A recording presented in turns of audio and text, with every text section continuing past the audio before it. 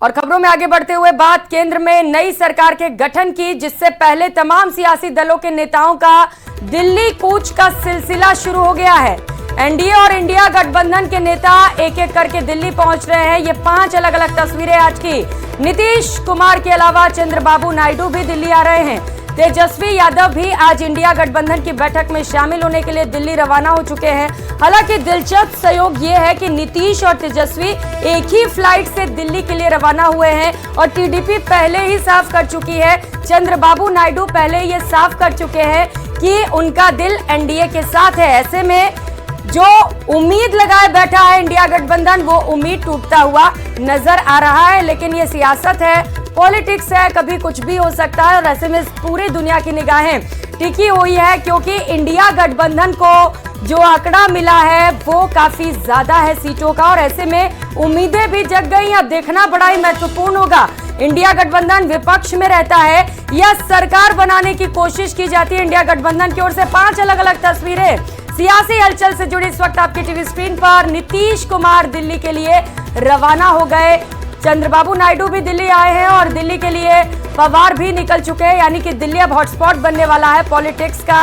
और देखना महत्वपूर्ण होगा कि आगे क्या होता है। प्रधानमंत्री पद की शपथ आखिर कौन लेता है, कौन होगा देश का अगला प्रधानमंत्री, ये तस्वीर भी कुछ ही घंटों में साफ हो जाएगी।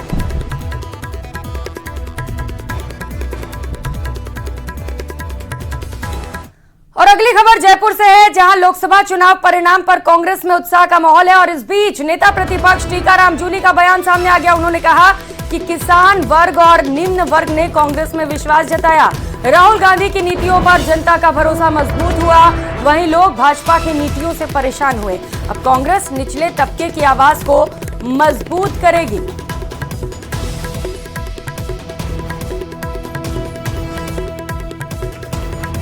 2024 में इंडिया गठबंधन ने 11 सीटें जीती हैं और राजस्थान में कांग्रेस ने 8 सीटें जीती हैं।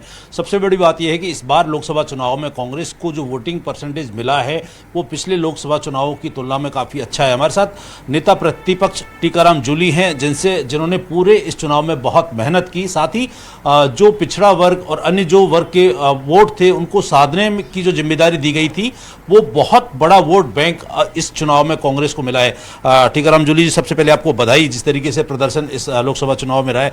किस तरीके से आप लोकसभा चुनाव को देखते हैं, क्या तैयारी थी, कैसे की और क्या आगे की रणनीति है? देखिए, सबसे पहले तो मैं धन्यवाद देता हूं राजस्थान प्रदेश की जनता को, कांग्रेस पार्टी के कार्यकर्ताओं को, हमारे इंडिया गठबंधन के जो सहयोगी हैं उनके नेताओं को, उनके कार्यकर्ताओं को, सबको, कि सामूहिक रूप से सबने अब की बार जो चुनाव लड़ा।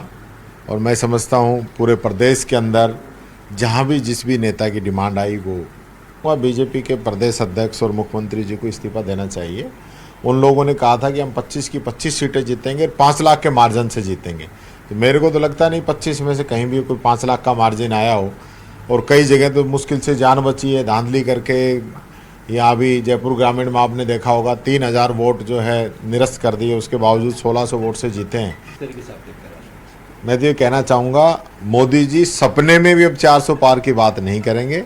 400 पार की कहते कहते 200 पर ही अटक गए हैं। ये हालत इनकी पूरे देश के अंदर हुई है। और ये 400 पार का जो नारा दिया, इससे जो विशेष रूप से मैं कहना चाहूँगा, दलित वर्ग, पिछड़ा वर्ग जो ये देख रहा था और आज बाबा साहब के संविधान पे जो विश्वास करता है, उसको ये नज़र आया कि बीजेपी कहीं ना कहीं संविधान को कमज़ोर करना चाहती है, बदलना चाहती है। और उन्होंने देखा भी कि लगातार आप देख रहे होगे पिछले 10 वर्षों से चुनी हुई सरकारों को गिराना, मुख्यमंत्रियों को जेलों के अंदर डालना, ईडी, इनकम टैक्स, सीबीआई के रेड छापे हर जगह लगाना, तो ये कोई संविधान माफिक चीजें नहीं थी। चुनाव परिणाम में कांग्रेस के प्रत्याशी संसद में पहुंचेंगे तो दिल्ली में भी राजस्थान की आवाज़, राजस्थान की जनता की आवाज़ और उनकी समस्याओं को मजबूती से उठाने का काम कांग्रेस और इंडिया गठबंधन द्वारा किया जाएगा। कैमरा पर्सन सिर सिंह के साथ राकेश शर्मा, न्यूज़ 18 राजस्थान, जयपुर।